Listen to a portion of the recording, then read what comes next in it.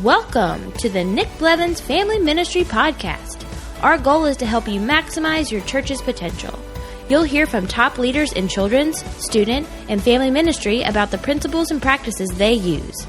Now here's your host, Nick Blevins.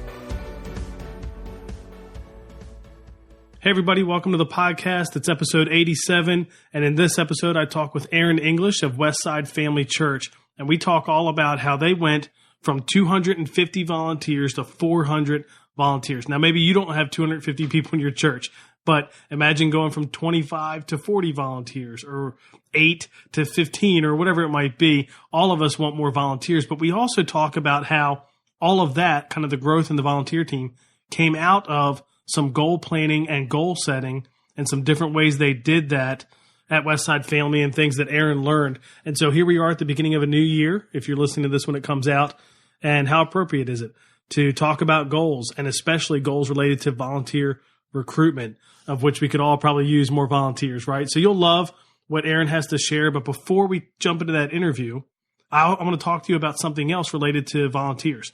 And that is a free webinar coming up that I'm going to do on Thursday, January 24th. It's 5 hidden barriers to volunteer recruitment. Now, some of you are familiar with the volunteer playbook group that I kicked off in the fall, and it was a lot of fun. Had a number of people go through that group.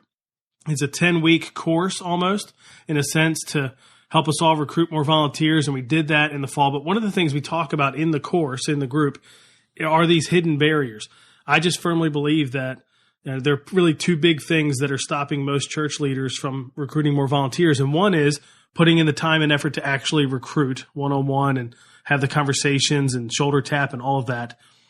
And building out the system. But the other part of it are these hidden barriers, these things that work against your volunteer recruiting, and you can't even see most of them most of the time. And so I think going through the group and having, dozens and dozens of leaders go through was helpful for me, just to get a sense for, what barriers are impacting leaders more. How different is it? Are all the churches unique? And I would say they were. So every church, of course, wasn't the same. So different churches wrestle with some barriers more than others. So I'm going to do a webinar on that Thursday at 12 p.m. Eastern, and you can sign up for that. Just go to the show notes for this episode. So that's nickblevins.com/episode 87. And there or somewhere on my site, you'll be able to click and sign up for that webinar, so that if you don't take the volunteer playbook course, because I know that costs money and registration is going to open up here soon, you can do the webinar for free.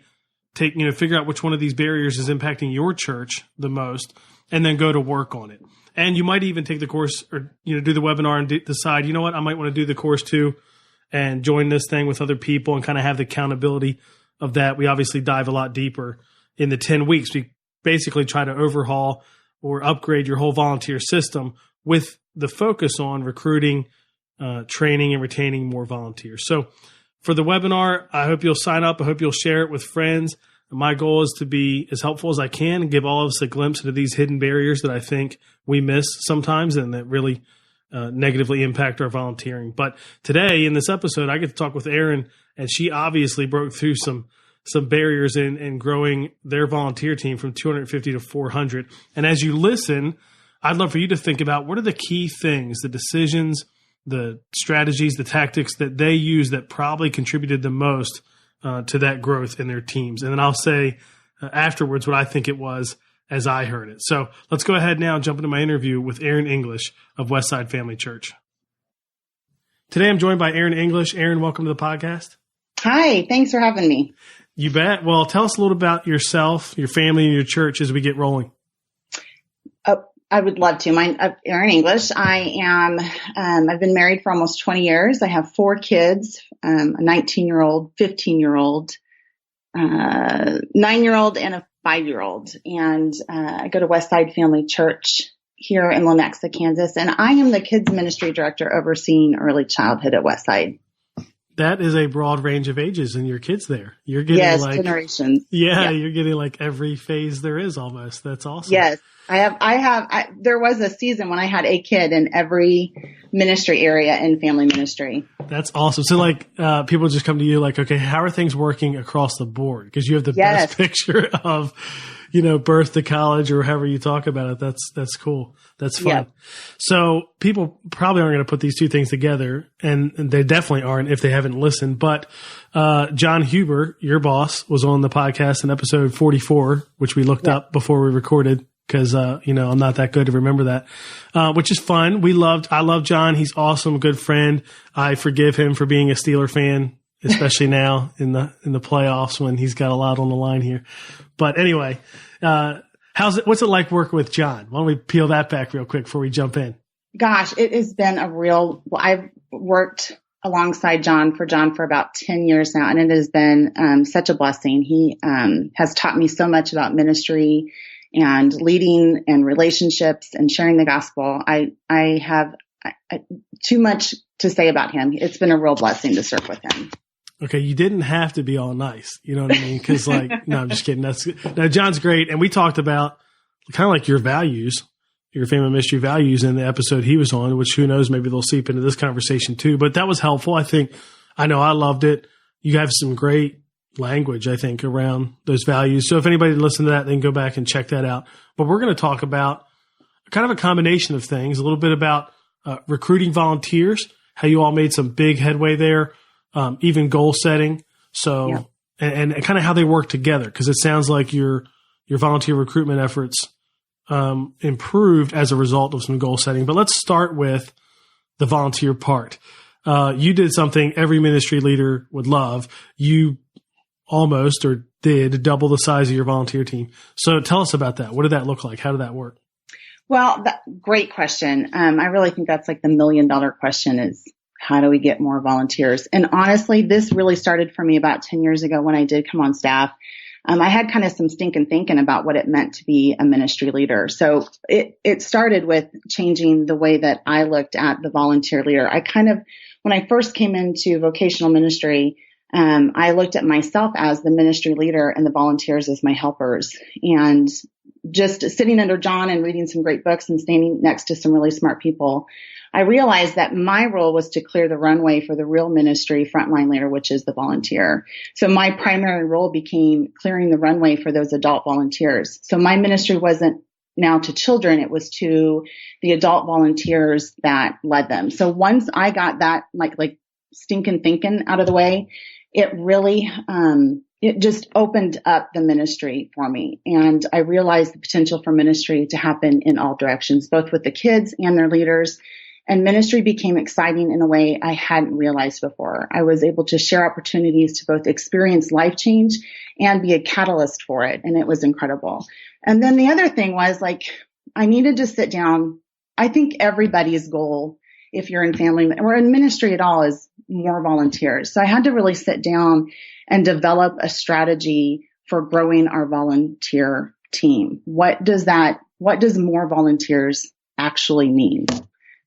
Yeah, that's true. Because if it's vague, it's hard to actually reach that goal, right? I just need more. How many more? I don't know. I'm not really sure. For you, as you shifted your mindset, from like they're helpers and they're assisting you to, you're empowering them and serving them and creating a runway. Practically, what did that look different? How did that look different in your time? You know what I mean? Like, what did you do time-wise when you viewed them as helpers? What did you spend your time on when you changed that mindset? Gosh, ministering to the adults. So building strong relationships with the people who, it was almost like turning the paradigm upside down, where I was at the top and then I had these, adults and kids under me. It became me really pouring into the adults who sat on my team, and not to everybody. John, that was something John really helped us do too. Instead of a ministry leader who oversaw 30 to 100 volunteers at one point, we created a team of coaches that we were able to then, as the ministry leader, to pour into. And those coaches then built relationships with the adult volunteers that reported to them, down to the kids and so on. So it was really just looking at how Jesus did it. Jesus had 12 and then the 3, and then kind of modeling after how he did it. So, I'm having coffee with our adult volunteer leaders, doing Bible studies, just building relationships with them and modeling how we want them to do that with their few, the kids that they're in group with. So if you spent time there, obviously you gave them the authority to do more of what you were doing before. And was that like preparing curriculum? I mean, like, what are some of the things that you were able to give up, in order to spend more time leading them and spending time with them?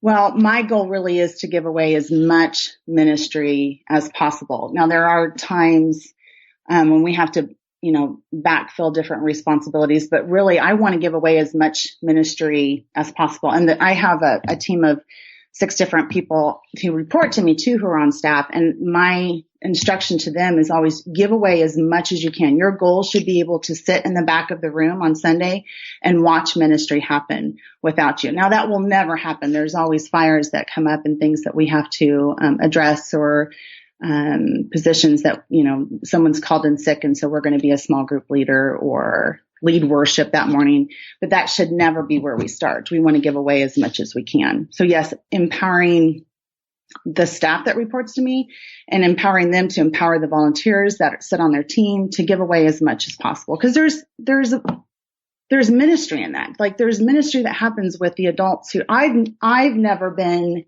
nothing has impacted my own walk more than being in a volunteer leader position where I'm getting to share the gospel with another human being, and particularly a kid. There's just no mission field in the world where we have more potential to further the kingdom than with kids in our own backyard. So there's a ministry that happens with the volunteers that are serving in our ministry, and really looking at it from that point of view has grown. Just that vision alone has grown our volunteer base. And we probably should give more context about the church, but you lead this staff team within early childhood, who then lead coaches, who lead leaders. You have that whole structure in place, which we've heard a lot of people talk about. And once you have it, it's like you said, it's great. Like you would never want to go back to leading all the volunteers yourself. But real quick, just give us an overview of Westside Family Church. How large is the church roughly? And do you have 2 locations now? Is that right? We do have 2 locations. So it's a church of about 5,000 to 6,000. We have 2 locations, Lenexa, and then we have one in Kansas City. It was at a theater. They've just recently got a building. So that's been a kind of an exciting change for them. But our staff I know this is not usual for most churches, but we do have a family ministry staff of 28 people. And there's the directional leadership team, which is Pastor John, myself. I oversee the early childhood department. And then there's Rebecca Simmons, who's our grade school director, and she sees everything oversees everything that happens with 1st through 5th grade. And then we have our student ministry pastor, Erin English, who oversees middle school and high school. And then we each have a team of anywhere from 4 to, I think mine's probably the biggest, with 7 people that report to me. And then those are part-time positions. And then those part-time, we call them team leaders. They oversee a volunteer team, each of them, of coaches. There's a coach at each ministry hour for a Sunday morning. So we have 4 services on Sunday. So we have a coach at each one of those 4 services. And then they oversee the volunteers that serve for that age group at that ministry hour. So no one person is ministering to or building relationships with more than about 12 people, honestly. Which is great. It's like you said, it's the model Jesus set, which is good. In some ways, the model of staff you have there, especially with a lot of the part-time help, would be similar to a church of 5,000 or 6,000 that's multi-site. And like you've got part-time at that campus and part-time here, right, but you have it all in one, at mostly one location. Because isn't the Lenexa campus really large and then the other one's smaller? Is that right? Yes. Yep. Our campus at Speedway is about 600 people. Cool. I wanted to give some people a context for that. It's interesting. One thing we've observed, this is a total sidebar for anybody who's in multi-site world or interested in it. And it's not always true, just like nothing is. But it is so common to see multi-site churches, especially ones like yours that got large before they launched a site, and especially ones that don't have 12 locations, to have a campus be 10% of the size of the church. You know what I mean?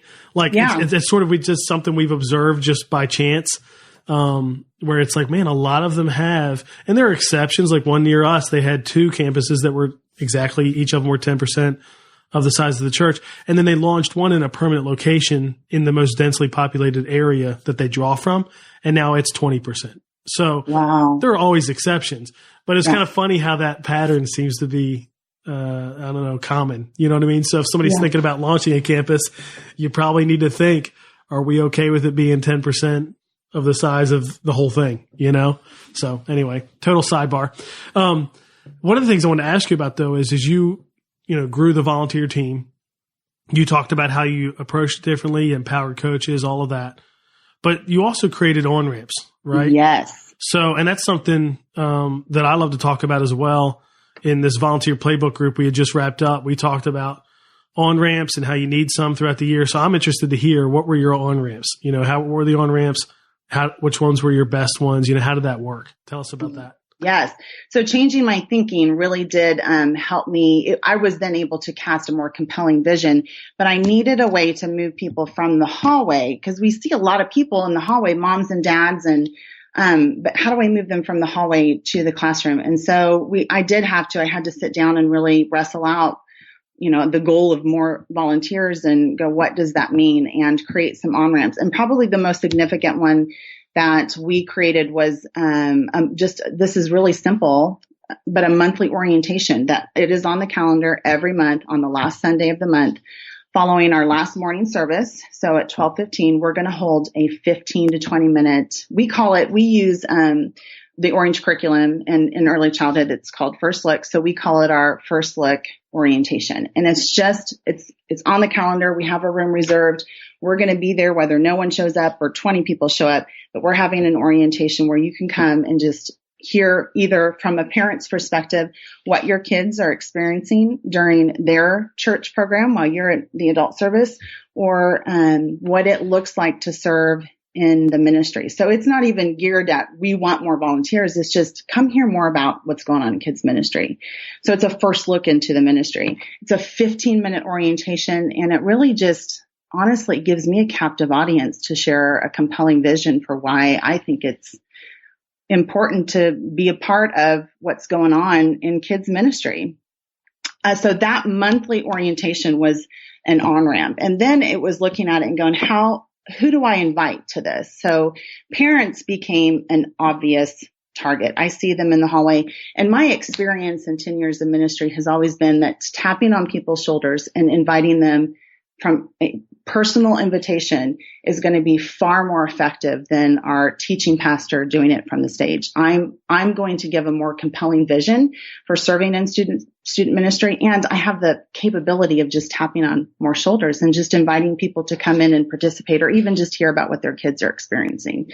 So it was looking at parents, and then also Pastor John has created a parent partnership plan that we use at Westside. So utilizing that too. And the parent partnership plan is just an invitation that we give to all parents, and it's something we send out quarterly, just saying, hey, we don't require parents to serve, but we would like for you to just come alongside us and support the ministry by stepping in and serving occasionally when our weekly leaders need to be gone or there's a sick call. So we just put them on a parent partnership rotation or plan, and we ask them to serve 6 times a year. We do not require it, but it is an invitation to come, because I think too, just if people will just come and experience, they'll want to participate. It's simple and it's fun to serve in kids ministry. And I think a lot of people always have they sit with those, what I refer to as the volunteer don'ts. I don't know enough about the Bible. I don't think that God could use someone like me, or sometimes even, I don't even know if I like kids. But really, if we can get them in the room and experience it just even as a sub, I really think that just about everybody will want to participate, whether they're serving as a small group leader or in some other capacity. There's ministry that goes on because somebody came in and set up small group activities. Because they did that, a kid was able to come on Sunday and hear the good news of Jesus Christ. So there's ministry that happens whether you come in during the week and set up a circle rag or you're actually a small group leader. So parents were one way and the parent partnership plan were one way that we were able to invite people in to just hear more about the ministry at our monthly First Look orientation. But what creating that monthly orientation also did was it created something that anybody could invite somebody to come and participate in, because we all have a different circle of influence. There's, the 15 people in my circle of influence that I know who know me, trust me, respect me, and I them, and I can tap on their shoulders and say, hey, I just want you to come hear more about this ministry. But my team leaders each have a different circle of influence. So having that monthly orientation was an opportunity. So they're not having to cast, have a 15-minute conversation about why an individual should serve on their team. It's just a simple, hey, come on the last Sunday of the month and hear more about what goes on in early childhood ministry. And it also equipped our coaches, our volunteer coaches, to approach their circle of influence with the same invitation on down to our team leaders and our volunteers.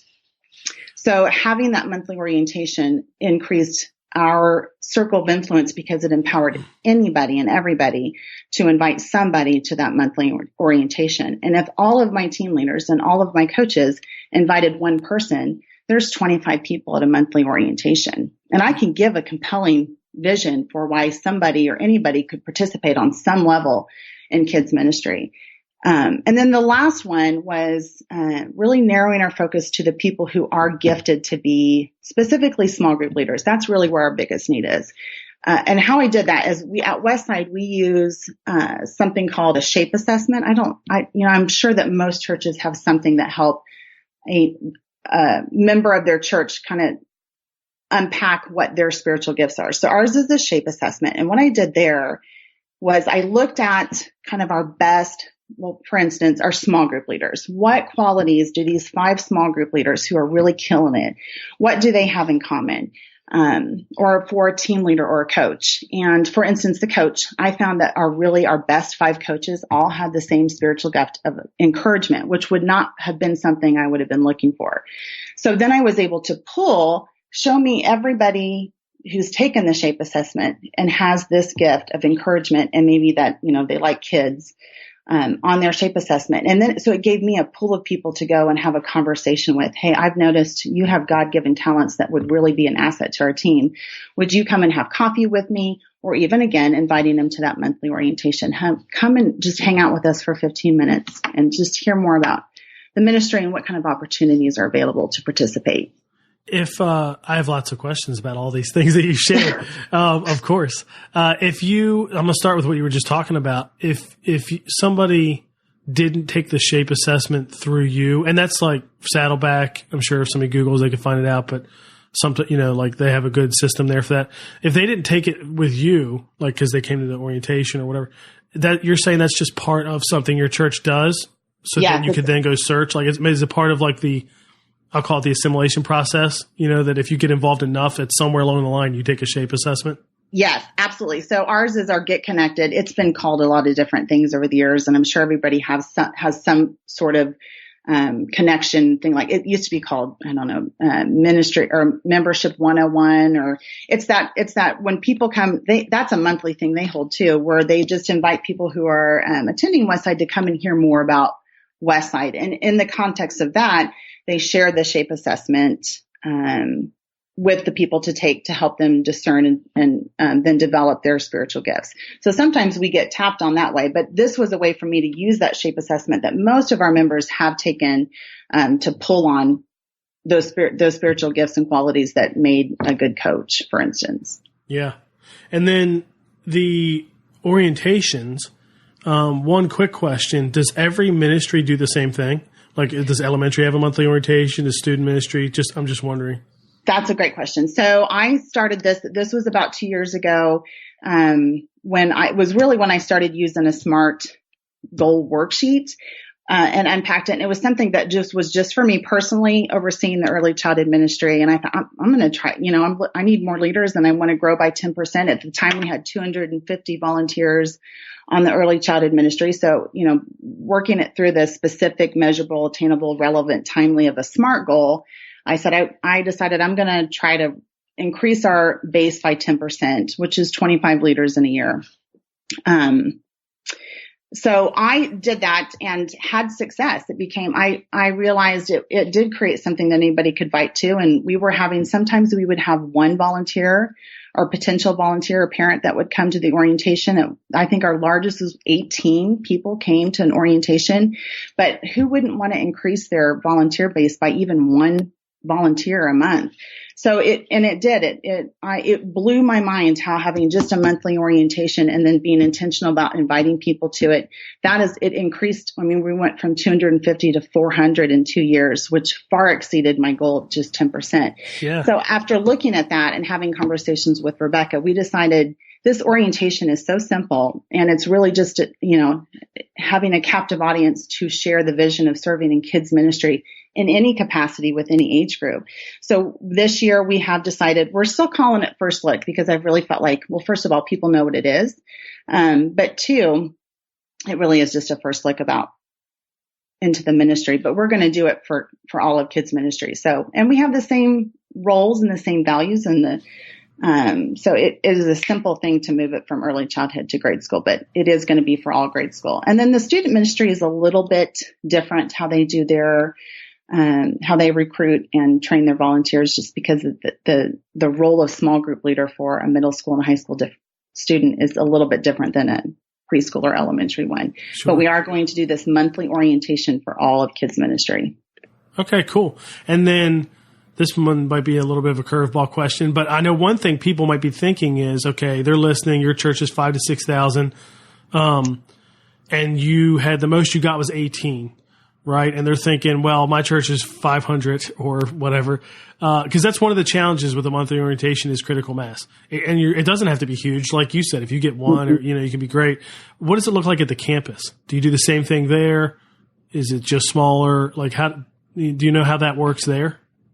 They have not. Again, this was just something I was doing in the seat I was sitting in. We have not done it at our Speedway campus. Gosh, it would be a great thing to do, though. I really think if you just put it on the calendar and everybody's intentional about inviting one person, and one would be enough for me, honestly. Even at a church of 5,000 to 6,000, one person would be worth holding that monthly orientation, because I would share it with an audience of 1 or an audience of 20. And that 20 people coming to the monthly orientation was right after they had done a push from the stage about serving. And so they did share it from the stage, but I would be happy with one person.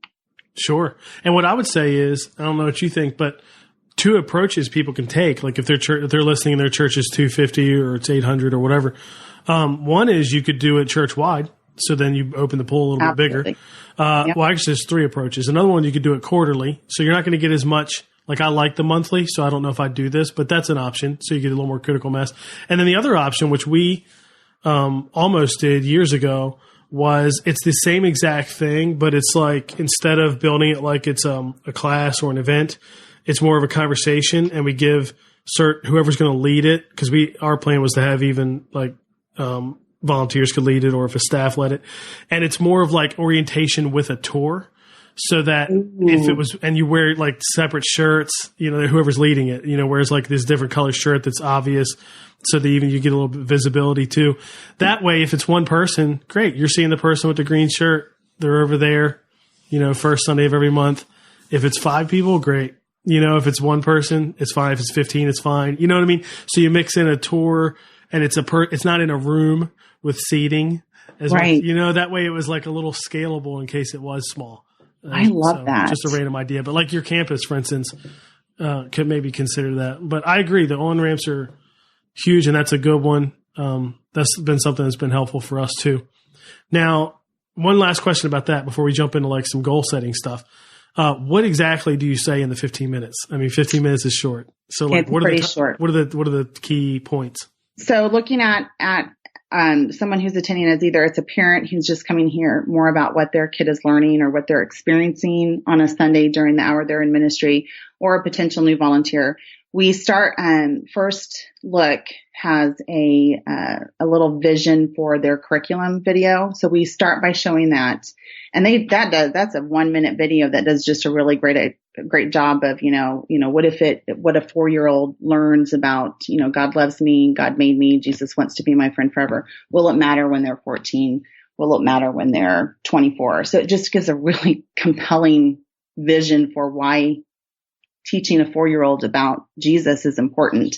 So we start with that, and then we'll unpack what a ministry hour looks like, which, without us saying, hey, we're going to provide you with curriculum and all the markers and glue sticks and all that. We just say, this is what a ministry hour looks like, and everything you need is provided for our small group leader. We start with a make it fun activity, and I kind of unpack what a make it fun activity is. And that's just an activity that invites a kid into the classroom or into their small group. And it's something fun for them to do that points to the Bible story. And then make it true is, when we go down, because I think too, so make it true is when we go down to our large group experience for a preschooler. And then we have a worship leader who's going to lead the kids in worship, and a Bible storyteller who's going to tell the gospel story or the Bible story for that Sunday in a compelling way.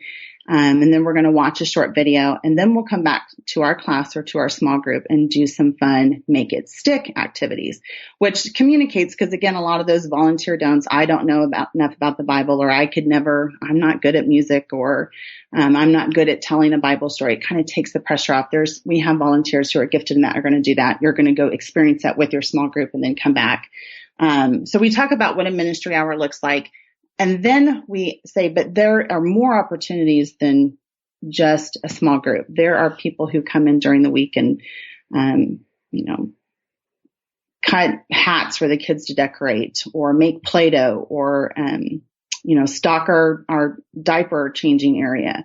And I make sure to point all of those things to the kingdom, because I think if you can connect whatever somebody does within the building to a kingdom purpose, anybody will, you can clean toilets into the glory of the Lord, and especially if you could cast a compelling vision for it. So we'll unpack kind of all the different roles from, Wednesday morning setup to Sunday morning small group, or telling the Bible story, or leading worship, to kind of cast that vision that there really is something for everybody to use their gifts and talents to serve in the kids ministry to further the kingdom. And then we wrap it up with, a couple years ago, we actually, we got it from North Point. It's called an Our Story. It's just a video that we made of our volunteer leaders that kind of cast the vision for every person's story is being written. And serving in kids ministry gives us the opportunity to participate in how a kid's story is going to be written and the relationship they're going to have with the Lord. So it's just a little quick 1-minute video that kind of wraps up cool the time together. Yeah. You pack a lot in there. Do you, when it's over, is it like, is there an opportunity to sign up for something like another conversation? Like, what's the next step?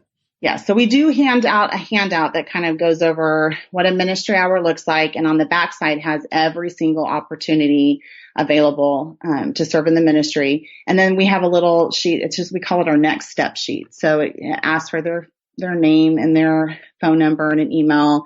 And is there something that they'd be interested in hearing more about? So they'll mark, I'm interested in babies, or being a part of our Helping Hands team, which is the team that comes in during the week and cuts and preps and glues and all that. And so depending on if they're interested on hearing more about that, then I'll connect them with the leader, either the volunteer or staff leader that oversees that area. And that person will, we have an entire process that we take every volunteer through it's really only 5 steps for a potential new volunteer, but for our team, that they do with each potential new volunteer to make sure that everybody is getting the same amount of time, attention, and training for the role that they're stepping into. It usually starts with a coffee date, filling out an application, submitting to a background check, and then doing like an observation with an age group they think they might be interested in, to both see, that is an age group that I'm feeling called to work with, and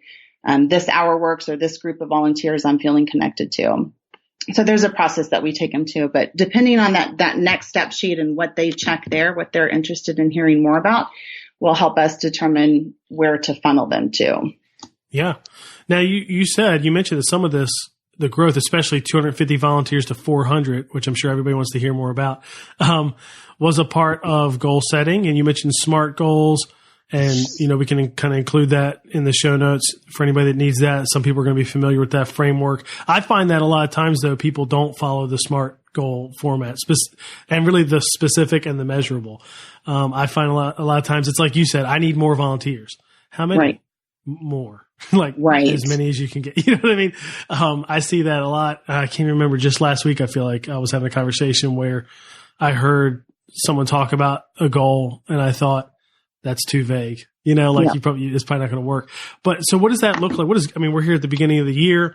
What does goal setting look like for you? Have you, adapted or learned? And then I'd love to get into like, how did it tie into, recruiting more volunteers for you?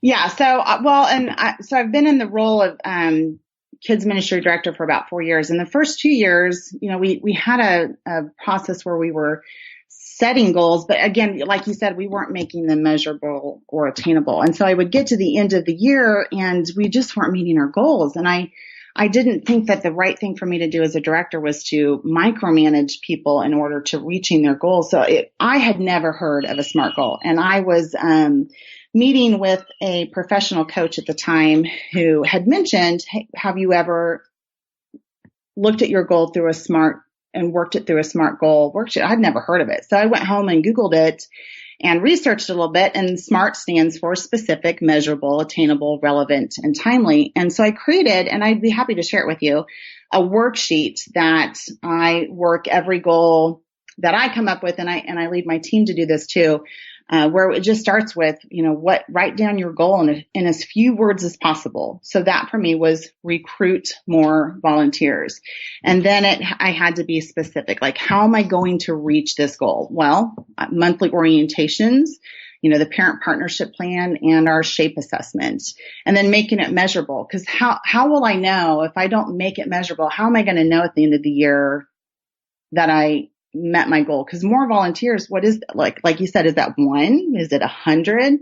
So, and then for me to really sit down and make it measurable and go, I think just a modest 10% would be good. And that helped me put numbers around it. So we have 250. So 10% would be 25.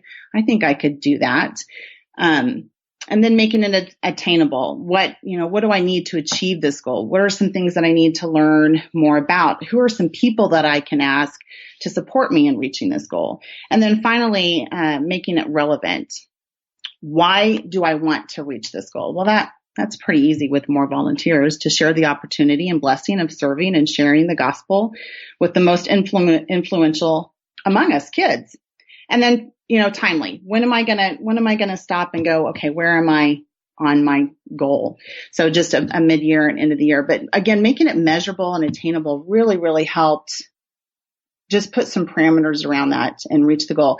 And so what I have found, just even using the SMART goal worksheet, it created traction for my goals and movement, but also for my team too. So I like this goal of recruiting more volunteers is going to be another goal that I set this year, but I'll sit down and I'll look at it and I'll put it through my goal worksheet, because everything has a shelf life. Is the monthly orientation, is that still working? Is there some things I need to change about it? Are there some other shoulders that I could tap on? So yeah, the SMART worksheet, goal worksheet, has been transformational for me personally and for my team. We're reaching our goals.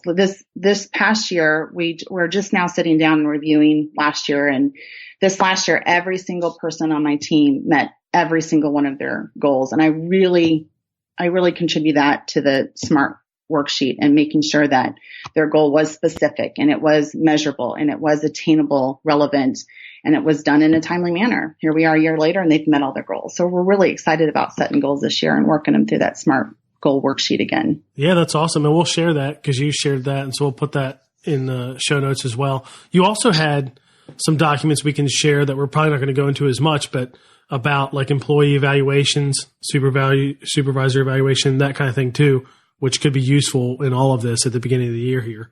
Yeah, that our process, we've really been intentional about kind of how we do that. And I would love to share that too, just starting with self-evaluation and then peer evaluation. And it kind of helps us figure out what are my gifts and talents, and how am I able to use those to work, to be on the team, and to what can I contribute to our team that is going to make us go further? Yeah. Tell us about how it works. I know some people will have done, a lot of people I would imagine would have done evaluations at the end of the year, but yes, a lot of people too do quarterly or month, or, you know what I mean? Like, it's not just at the end of the year anyway. So I think it'd be good to hear how you use it. And then we'll share the documents too, which are great. Real quick before we do that though, when you, like the SMART goal worksheet, is each sheet for one goal? Like, how many goals do you do a quarter, a year? I'd love to hear that real quick before we dive into the evaluation stuff. How does that work?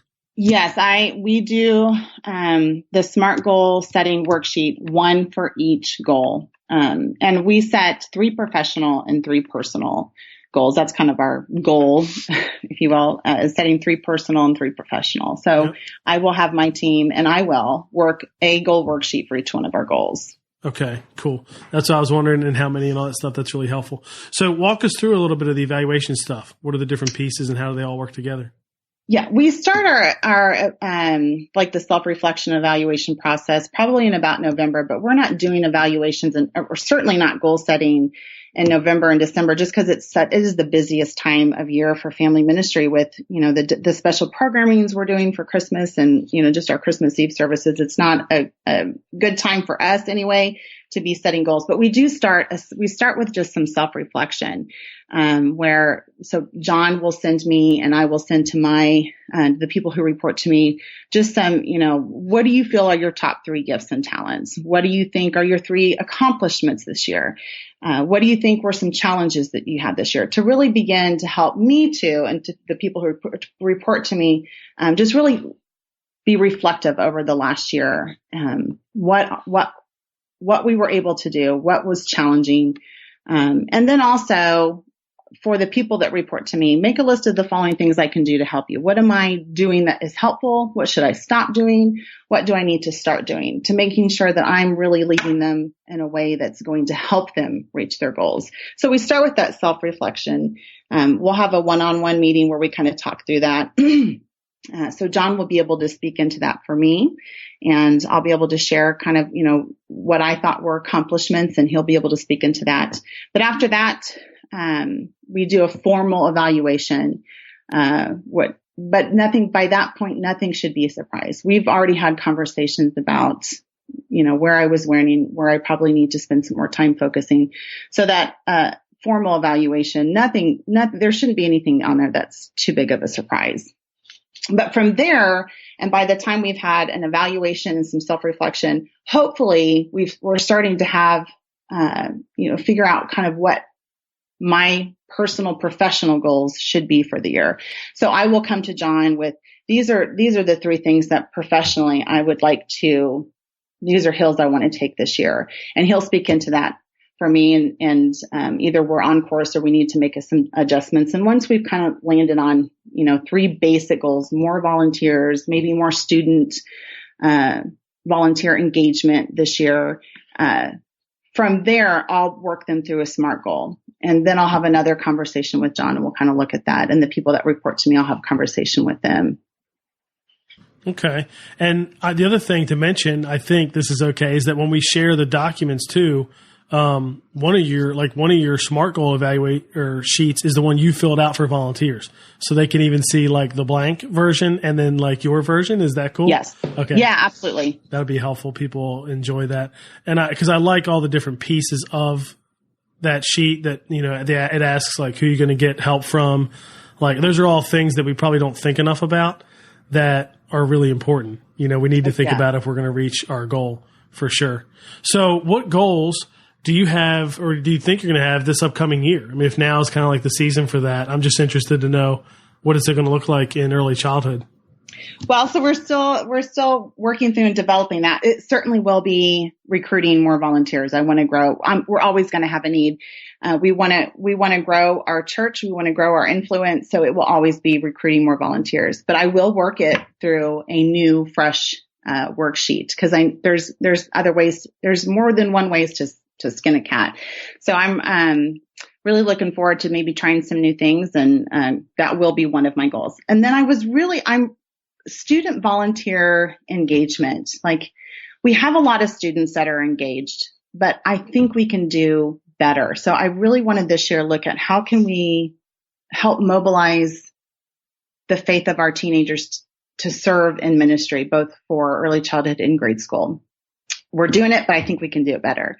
So I'm really excited about working through that one and kind of wrestling that one out. And then I really enjoyed the podcast that you just did with Austin Causey about volunteer culture.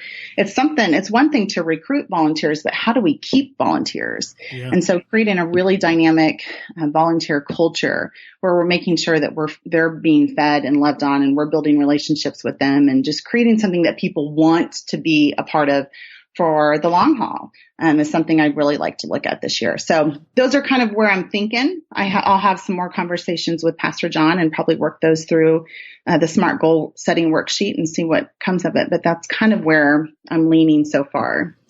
Cool. We're actually our team's having an extended meeting tomorrow to talk about volunteer culture. A lot of it stemming from that conversation with Austin too. Yeah. We're gonna do some of the things I mentioned in that in the wrap up of that. We're gonna try the remarkable experiment and, just kind of brainstorm a few things to tackle in the next quarter that we think could improve our volunteer culture. And so we'll brainstorm that. So it'll be fun. How about, last question, well, maybe the second to last question. When you went from 250 to 400, you've talked to us about some of what was involved there. The SMART goal setting was huge. Probably the on-ramps were a big thing, but is there anything else that you would point to say, I mean, that's a large growth. Okay. That usually take a long time to get there. What time frame was that? Did that happen in a year? Was it 2 years? And then were there other pieces of that we didn't get to talk about? It was about 2 years. And it surprised me. I really think it was just narrowing the focus of how we're going to do this. And honestly, empowering other people to tap on shoulders. And not that they had to, I think a lot of people, to convince a coach, for instance, to be the one to, invite them into the process, it just became easier for them to, and we created, so probably the thing I didn't mention that would be worth mentioning is we did create a, pretty generic, and I'll send that to you so you can share it too, first look orientation invitation postcard. So, and we give those to people and say, just invite one person. So that's probably been the most effective, was just empowering other people, truly empowering, like giving them a date and a time. And here's a postcard for you to put in their hand to start the conversation. Come hear more was really the most profound thing that helped us grow from 250 to 400. Anybody could do it. They just had to hand a postcard to somebody. That's good. So really, it's almost like a whole system. You've got the orientation, you've got the invite, you have people handing out the invites to get people there. Plus, it sounds like you're also tapping into your database and shape results, which taps into another pool of people separate, which is what I love, because a lot of this is what we talk about actually in the Volunteer Playbook group, is that you need like a whole strategy. Yes. One-on-one shoulder tapping, like you said, it's the best.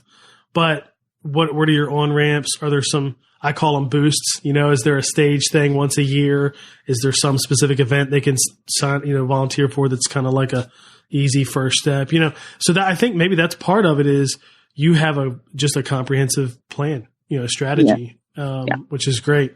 Because I know people would want to hear that. That's obviously a big, big jump in the volunteer numbers. I also wonder too, may not be true at all, but off the top of my head, I'm thinking you leverage a lot of part-time staff. In the family ministry specifically.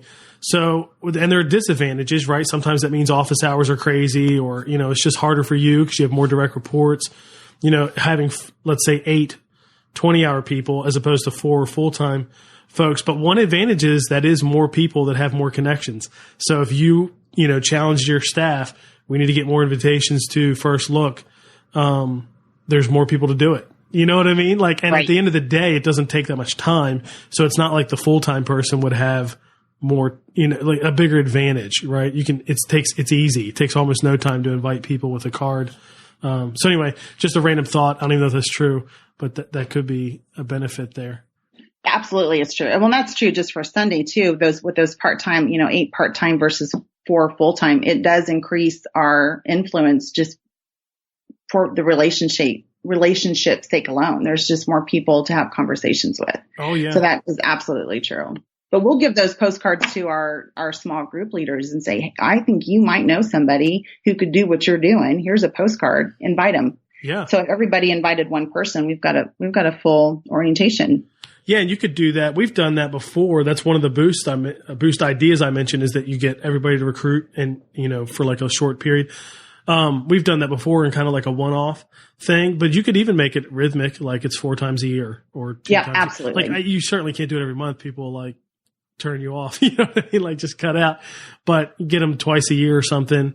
That could be really, really good. And then work that in with everything else. And then what you have is a great plan, start to finish, which is excellent.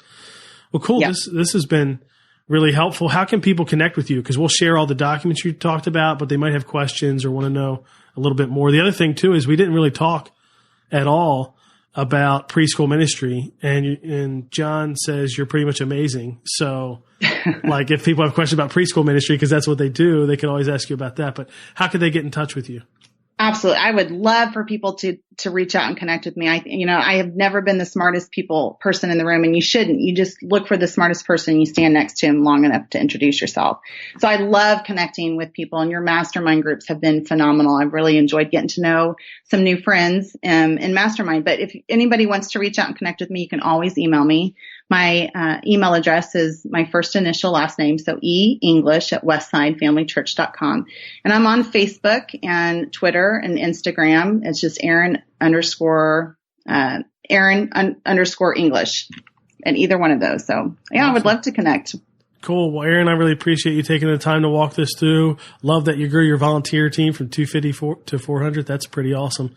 I think all of us would love that. Whatever size our team is, we'd love to grow it by that much. And thanks for sharing all the documents too. I know people love that kind of stuff, so that's great. So I appreciate you coming on the podcast. Thanks. Thanks for having me, Nick. It was a pleasure. So what'd you think? What were the big things that you noticed that she talked about that probably contributed to the success in recruiting, so many more volunteers, going from 250 to 400? I felt like the things that stood out to me were obviously the orientation. She talked a lot about that, but I just think the opportunity for somebody to take a step where it's not full commitment, they're just going to learn more, I think is a helpful thing. It's short, it's regular. They can keep coming back to it, which seems to be really helpful. I also think the invites were probably a big part of it as well, because again, it's just a touch point with somebody that you want to ask to come to check it out, and, inviting them to the orientation is an easy thing for them to say yes to. And then, of course, constantly recruiting. I mean, the thing that we talked about that I hope you picked up on is they're not just using one plan or one tactic or, one church-wide invite each year. It's really a comprehensive strategy. There's a bunch of different pieces. There's different on-ramps, different tactics they use. And I think that's what it takes to recruit volunteers well. I think you have to have a complete strategy, all working together, not flooding people with too many requests from stage, not harassing people too much with one-on-one invites, but just giving multiple opportunities so that in a given year, everybody probably gets an invite 2 or 3 times if they're not already serving. And that's church-wide, not just in your ministry, but church-wide. So that's what I heard. I hope that was helpful to you. Some action items that I came away with were, 1, you could start an orientation. And I wouldn't do it too frequently, because they do it monthly, which I think is great. And we talked about how you can maybe scale that down if your church is smaller and you're worried about critical mass. But start an orientation, get invites out. And maybe the invites are to serve, or maybe it is to an orientation like they did. I thought that was a great idea. Another action item is to set a volunteer recruitment goal and then chase it this year. It's hard to grow something without having a goal and seeing where you are and then being held accountable to that each week. That's really, really important. So you can get all the show notes and the things that we talked about, the documents that she's going to share. They're all available at nickblevins.com/episode 87. In there, you can also get a link to that 5 Hidden Barriers to Volunteer Recruitment webinar. If you coming out of this podcast, you're thinking, I really want to grow my volunteer team this year, then that webinar would be the best first step. And you'll walk away from that, hopefully picking, which one of the barriers is impacting your church the most, and then go to work on that. If you do feel like this is something you really want to focus on this year and grow your volunteer culture and your system and ultimately grow the team, then the playbook group might be for you. Registration will open for that next week. But for now, I would say just attend the webinar, sign up for that, get a taste, see if that's something you'll be interested in. And then you can decide then if the volunteer playbook group will be for you. That's a 10-week thing. It's a big commitment. You really do need to give 3+ hours a week, 3 hours minimum each week for 10 weeks to work on it. And sure, you'll miss something here or there, have to make up for a video call or have a busy week. You know what I mean? It's going to cross over Easter. So I get that. But what you don't want to do is sign up for the group and then not put in the time. The group is really dependent on you putting in the time and dedicating, and then you'll see the fruit of that throughout the group, but especially once the group is over. So again, you can get more information about that on my site. But first, I just say sign up for the webinar. Well, as usual, I hope this was incredibly helpful for you. Hope you walked away with some action items you can take to recruit more volunteers for your ministry, or maybe even to set goals in a new way this year so that 2018 can be your best year yet. I hope you have a great week, and I'll catch you next week on the Family Ministry Podcast. Thanks for listening to the Nick Blevins Family Ministry Podcast. We hope this helps you maximize your church's potential. We would love to hear stories of how you apply what you've learned. You can do that by leaving a comment on iTunes or in the show notes at nickblevins.com.